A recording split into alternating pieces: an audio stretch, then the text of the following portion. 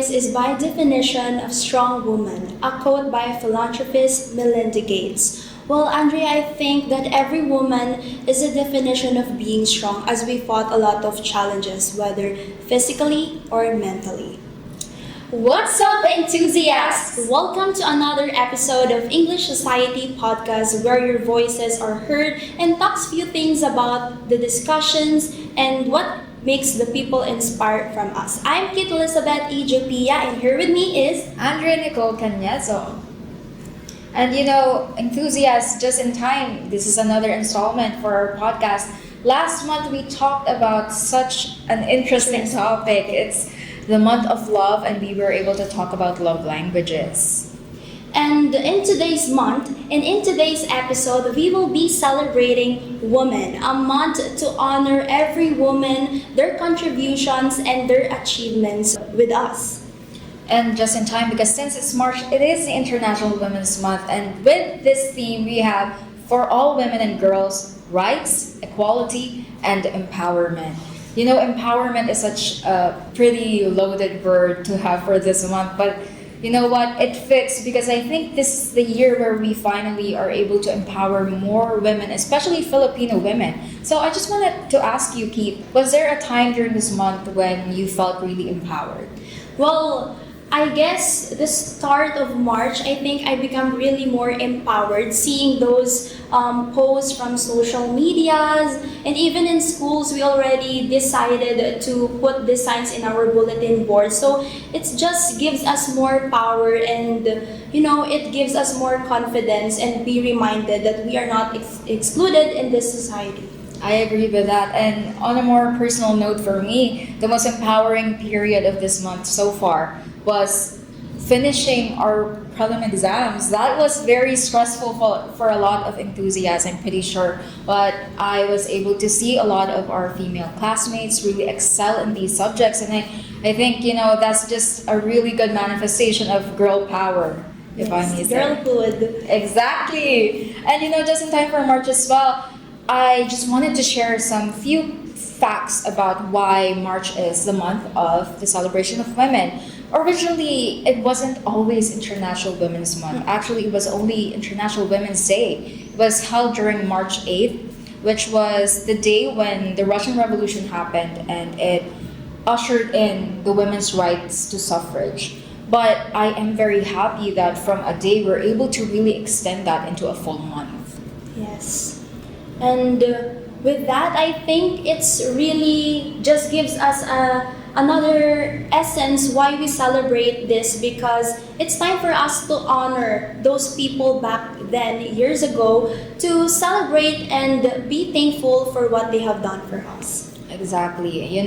We are not just fighting for women in general, we're fighting for labor rights, gender equality, to close the gap between wages between men and women, and that's just the beautiful essence of this month. And we're just getting started, enthusiasts. Please let us know in the comments below what you think of women's empowerment and of this year's International Women's Month. So now let's begin with a very kind of trendy word on social media. What is girlhood? Girlhood is something that we probably see a lot on social media, on TikTok, on Facebook. And I just wanted to ask you, Keith, was there a time in your life when you realized that, so this must be girlhood? Yeah. Back in time when I was in elementary, I always have my lip gloss with me. So I kind of go to the malls, grocery with my mom, and it's really impossible for me not to get any colors of the lip balm because I think it just makes me pretty and classy. And I remember that I would always bring those kinds of baby lips lip balm with me in the class, and I will share it to my friends, and then we will take pictures, and then we will record ourselves with Musical.ly. And then I think that's just a part of me that I would say that it's girlhood, because we feel empowered, we feel that we are really pretty in those times, and I think those are just memorable experience for me.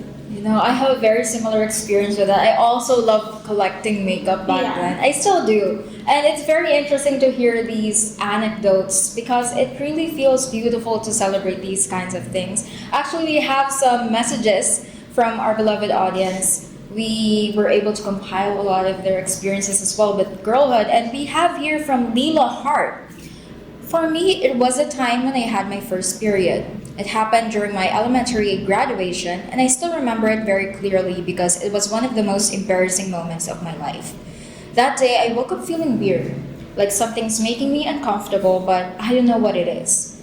Due to that, I feel sluggish and out of it, and obviously, we arrived late because of me. The ceremony started, I went up to the stage, received my diploma, and went back to my seat. And I remember sitting there and feeling uncomfortable because I felt very sticky and uncomfortable, especially with my legs, but I chose to ignore it. And after the graduates have been called and the speeches were given, she still felt comfortable apparently. And according to her, I remember the teachers sitting beside me, leaning over and telling me, "May tagus ka."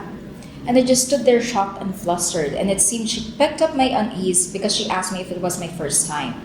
And good thing she has a safety pin with her. She folded the part stained with blood and pinned it to cover it up. After that event, I had a phase in my life when I felt awkward about being a girl and having periods, which I eventually overcame. That's the embarrassing story of my girlhood. And this is very beautiful. I think this is the peak realization of girlhood, especially when you're a young girl and you're experiencing something very new. Of course, that would be terrifying. Imagine looking at yourself and you see blood and you realize that you're bleeding quite literally. That must be terrifying. I think it's because we're entering parang teenager era, and then I think it's because we're getting more and more knowledgeable about what we have experienced, and I think it's very relevant, the experience of Lila Hart, because somehow in our school, if it is our first time, we sometimes borrow napkins from our friends, and I think it's just relevant and beautiful story to share. And we have another from Justy Cute. Oh, very cute. One moment that made me think, this is what it means to be a girl, was when my uncle told me that I wasn't allowed to play basketball because I am a girl and that is a sport for boys. Even though being a girl isn't defined by my interests or the things I want to do now, I understand girlhood even more, especially in today's world, and that is through seeing the things that women are capable of doing, not just men. So, what do you think what are your thoughts on this? Because personally, I think that we are very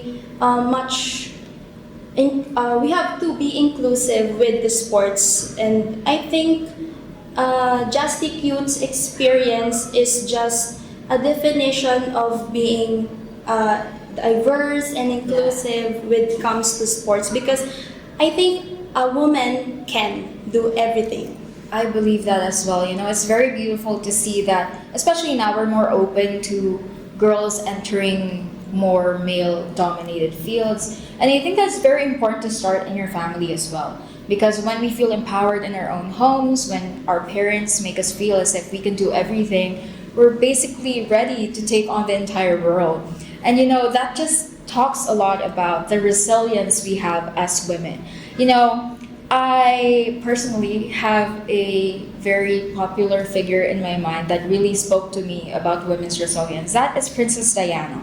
So Princess Diana, for me, is someone who is very admirable and someone who is very empowered. She was one of the first popular women in our culture who really talked about mental health, who really emphasized the ability of women to not just be mothers, but also become very powerful in our society. And she also defied expectations, and she helped raise awareness for causes like AIDS and landmines, and she was basically a symbol of compassion. As a woman, I think it's really nice to have someone as your an idol. And for you, it was Princess Diana. So I think it's really just nice for you to have this because somehow you connect yourselves to her. And I have one person in my mind too. And as an educator myself, of course, I see myself in her. the burning passion that she have. She is Malala Yousafzai, and she is one of the women who empowers Pakistani kids. Yeah, students. She is an education activist, and for me as an educator, I see this as a positive experience, or a woman who will help those kids reach their max potential in all ways, because she prioritizes every kid's education, and we all know that in the field of education, learning is our priority. Yeah, and you know what? Speaking of Filipinos and speaking of the Philippines also has a very rich culture, you know, especially in the past, the pre-Spanish period, we actually really admire and regard women very highly, especially trans women actually. In the Philippines, women were able to be in positions of power, like they were high priestesses or mga babaylan.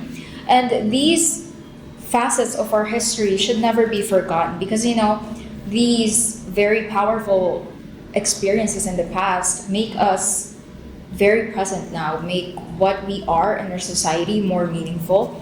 And I think that these experiences must always be brought back for us to remember. And speaking of experiences, have there been some instances where you felt like you were being judged for who you are, for being a woman? Or... Yeah, I think it all started in my elementary era again.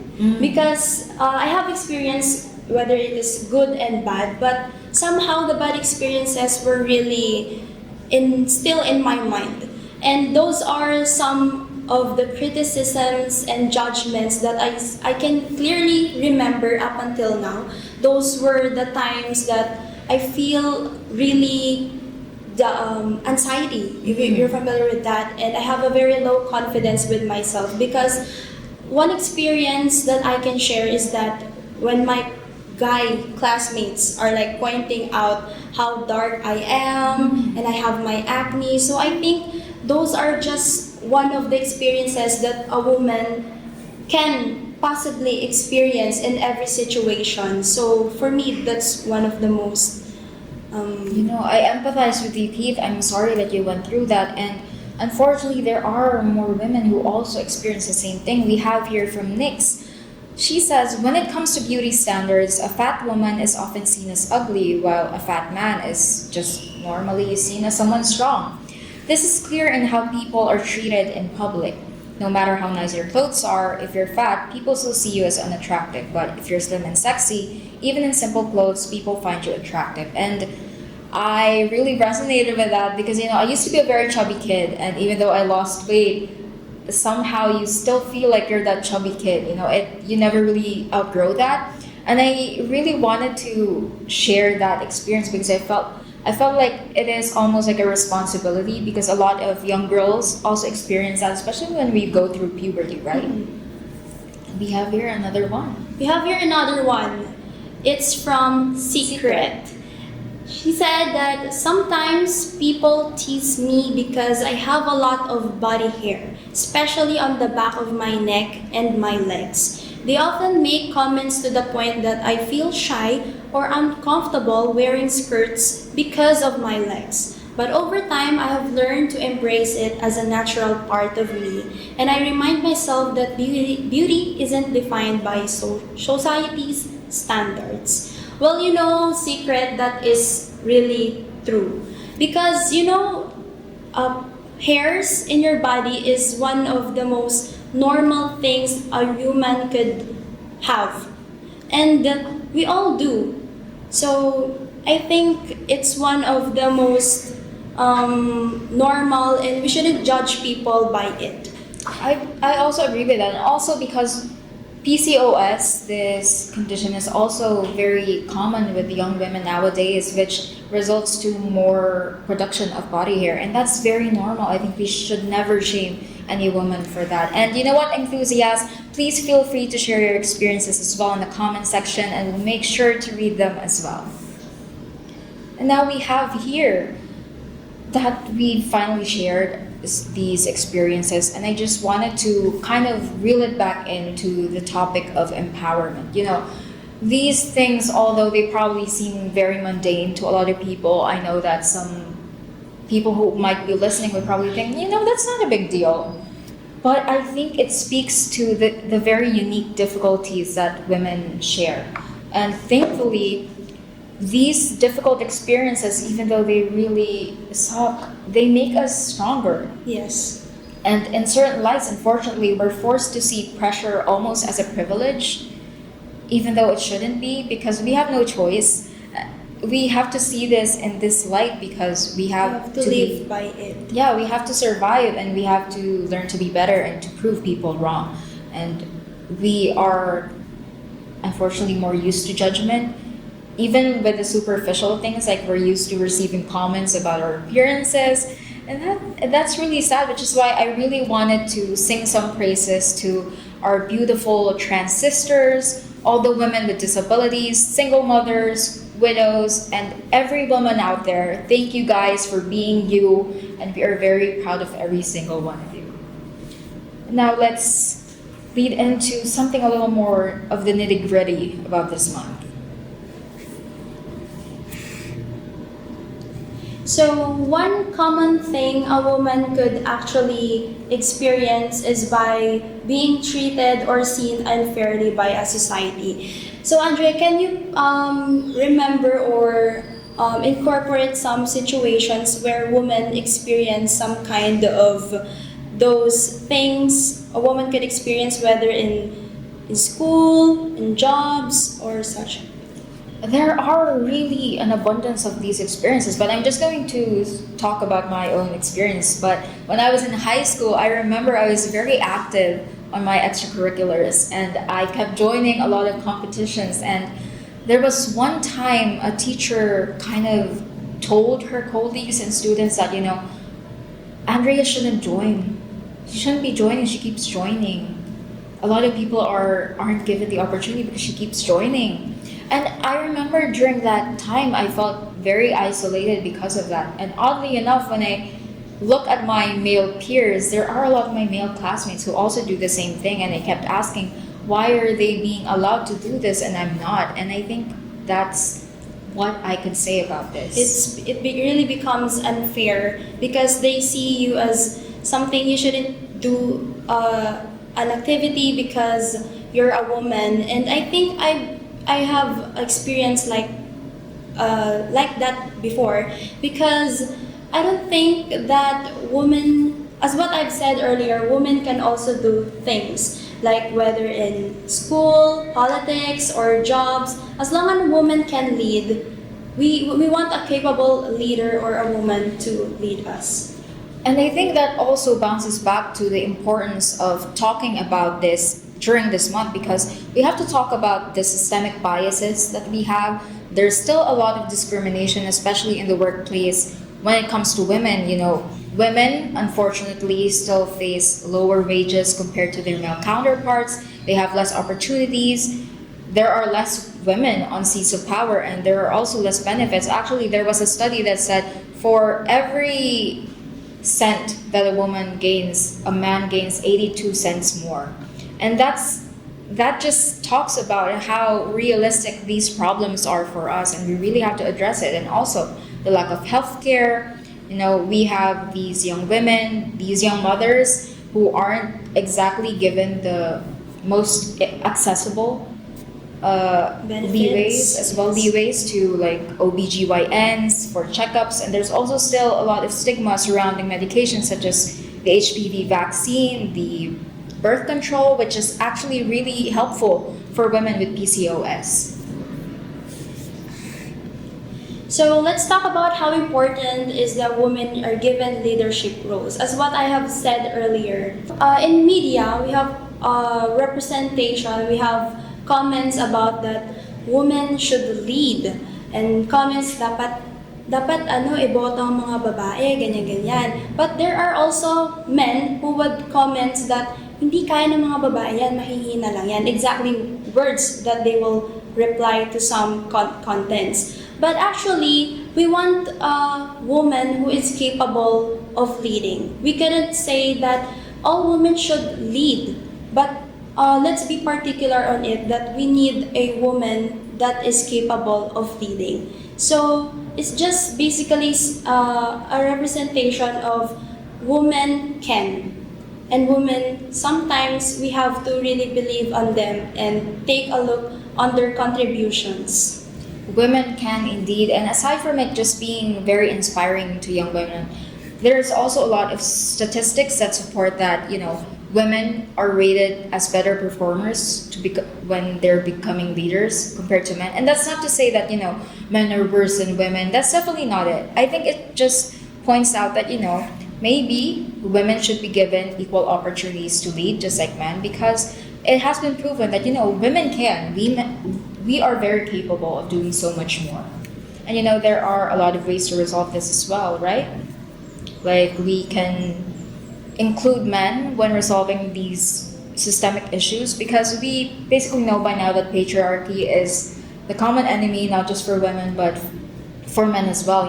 We can help men unlearn this by helping women basically enter these typically male-dominated areas like gyms or the infamous locker room talks, when young men would often engage in very misogynistic discussions talking about their female friends during these locker room talks. And this is something that we really should address as a collective, because unfortunately patriarchy, as I said earlier, also impacts men.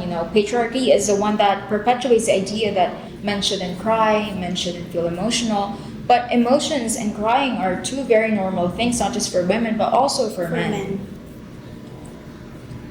And there's also this idea of perpetuating more safe spaces, right? Yeah, we have laws in our place, and I think we should talk about the importance of 𝐍𝐢𝐠𝐴 bill, as it also benefits us as women. With the 𝐍𝐢𝐠𝐴 bill, I also agree with that. I was one of the very active people on social media who really wanted this to happen, because aside from it protecting our queer friends, it also protects us as women, because when we are prone to discrimination and abuse. discrimination, we can help protect ourselves by having this bill in place for us. And there's also this idea of having these laws protecting us could also help us unpack the deeper intricacies of what we are facing now, like unconscious biases. As women, we are kind of prone to that also because of patriarchy.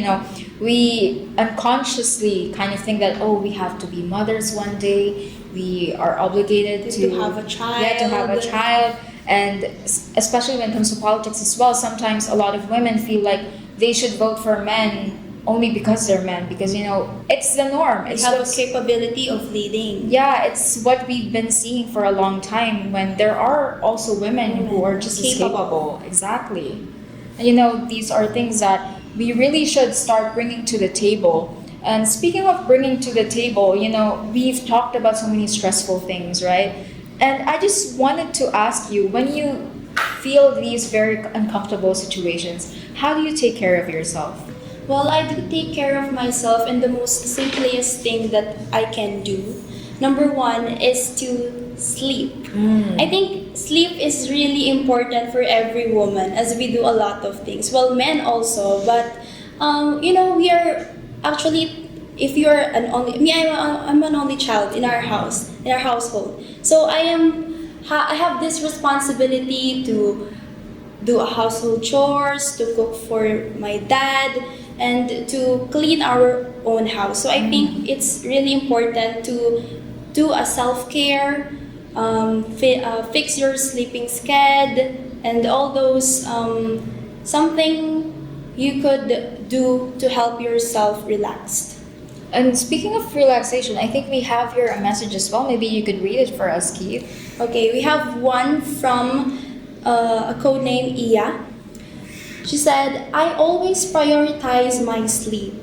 Tapos palagi rin mini-maintain ang good hygiene. Gumagawa lang ng relaxing activities like lagi nakikinig ng music para hindi ma-stress or matahimik brain ko sa kakaisip. So what's your take on that? I think we have the same experience with Iya. I have to agree, I love sleeping and that's one of my best ways to really distress. So I think I very much gravitate towards that as well. And speaking of self-care as well, it's very important for us to have these methods to de-stress, to unwind, because self-care isn't just taking care of yourself on the outside, but it also is taking care of yourself on the inside, like Mentally. yeah, exactly. Normalizing therapy and not feeling bad about indulging in certain things in moderation, of course. Which is why we have here very interesting questions for us to answer. Are you ready, Keith? Because I Okay. think this has a lot to do with, helping yourself as well. And hopefully we are able to help them. So, a question from Lila Hart. So, I'm currently in a situationship with a guy, and we're still getting to know each other, but he insists that he wants a real relationship with me. The problem is, I'm not confident with my femininity and feminine charm, and I feel like I'm not attractive enough for him to have such strong feelings towards me. I'm not exactly a shy person, so I don't mind speaking in front of people, but when it comes being feminine, that's where I'm struggling to be confident with. My question is, how do I boost my confidence in terms of being feminine? Do you have an answer to that? I think I do. Okay, you first. I think that, femininity is very subjective. I know that femininity in a lot of ways is something set in our minds that we have to behave a certain way, we have to look a certain way. But we have our own unique takes on femininity, and I think you shouldn't feel insecure about that because you are perfect the way you are. Leela Hart, if you're listening to this, please keep that in mind that you don't have to feel insecure about who you are as a woman. I think that if this guy that you're currently meeting really sees you for who you are, and I have no doubt that he will be just as charmed with your natural femininity. You wouldn't have a problem on that if that guy have a genuine feeling towards you because you're unique and is in your own way. And that's it. We have another from Iya. Okay, according to Iya, advice sa mga girls na nabubully, na-face shame, body shame, and low on self-confidence. And mahiyain. So, I think I have my personal take on this. Advice sa mga girls na nabubully and face shame, body shame. I think you really have to know yourselves first. You really have to, you don't need to consume negative energies from them. As what I have said earlier, you really have to do a lot of self-care mentally and physically. You have to take care of yourselves. You don't need to take judgments from other people, and you really have to just do yourself so that you won't have any regrets. And that also brings us back kind of to the essence of being a woman, right?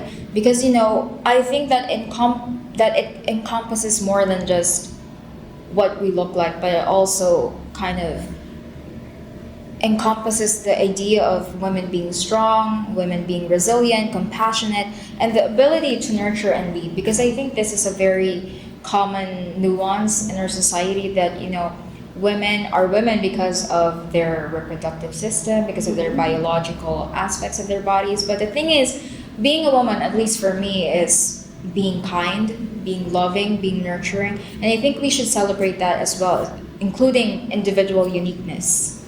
I actually agree on that because being a woman isn't just about being biologically woman. Women can actually do a lot of things, and we have a community with the LGBT community. We have trans women who identify themselves as a woman. So I think we really have to be open to everyone as long as we have a respect for each other and we have respect to the roles of everyone. And you know what? I think that is very well said, Keith. It's high time that we celebrate women's achievements, we raise awareness about equality, no matter who you are. Because trans rights are human rights, women's rights are human rights. So now I just wanted to tell you guys a very meaningful quote that I came across the other day. It's from J.D. Anderson. Feminism isn't about making women strong. Women are already strong. It's about changing the way the world perceives that strength. Exactly. I already read that because in the start of March, I was scrolling through my social media, and you know that when I read that quote, it makes me feel empowered. So it just gives me the idea of we are very important and we have roles to play. So it's really important to celebrate this month's Women's Celebration. Exactly. And for this Women's Month, we would like to give a shout out to the beautiful women out there, to our female enthusiasts. We are very thankful for you that you've shared this experience with us. And that marks the end of this podcast. Again, I am Andrea Nichole Cañezo. And I'm Kit Elizabeth E. Jopia. And we are very happy to be with you guys today. And we hope to see you guys on the next edition of the English Society's podcast. Thank you, enthusiasts.